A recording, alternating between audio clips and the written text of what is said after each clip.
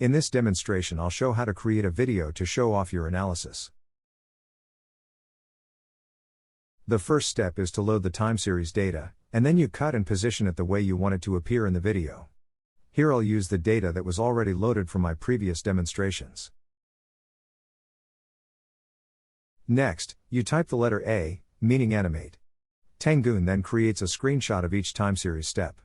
The first pass might be a little slow if the amount of data is large, but on subsequent passes per frame time should go according to your animation time setting. I purposely set the timing so it's too fast, so press Escape to stop the animation, and let's change the timing and some other animation settings. The possible settings are: animation time. This is the display time for each frame in milliseconds. I'll slow this down, increasing this value. Title. This is the dynamic frame title, where you can insert information about the current frame using various macros. For example, %s inserts the step number. Hold the mouse pointer over this input field to see a tooltip showing the available macros or refer to the documentation. Elapsed time scale. TenGun doesn't know the relationship between the contents of a time series file and the actual time. If you set this scale value, however, the actual elapsed time in your simulation can be calculated properly. You'll have to do a little math here to figure out the value required for your particular analysis. Elapsed time format. This is a C language format string, but without the %sign. You can adjust this to change how the elapsed time is displayed.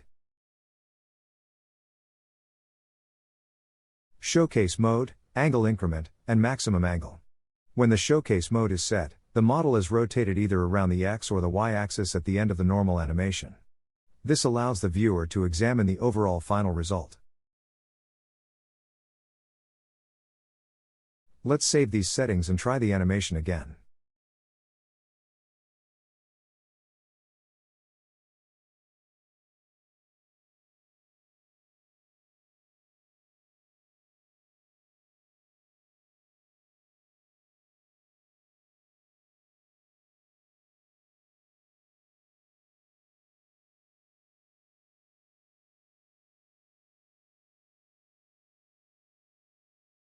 That looks good, so now we'll create the video from the screenshots by going to File, and then Save Animation as Movie.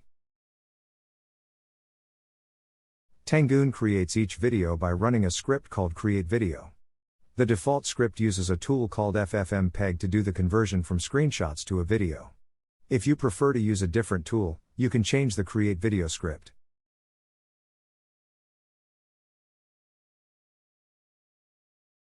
You can create movies in MP4, OGG, or AVI format. You can create all three formats at the same time if you specify a file name extension of all. You probably want to do this if you will be posting your videos to your website. The HTML5 video element allows you to offer multiple formats, and the user's browser can pick the one that it prefers. Finally, note that screenshots are stored in a temporary subfolder where the input data was read from. If you want to keep the screenshots, you must copy them before you close the scene, otherwise they will be deleted automatically. You should also be careful not to accidentally write your videos to this temporary folder because they will be deleted too.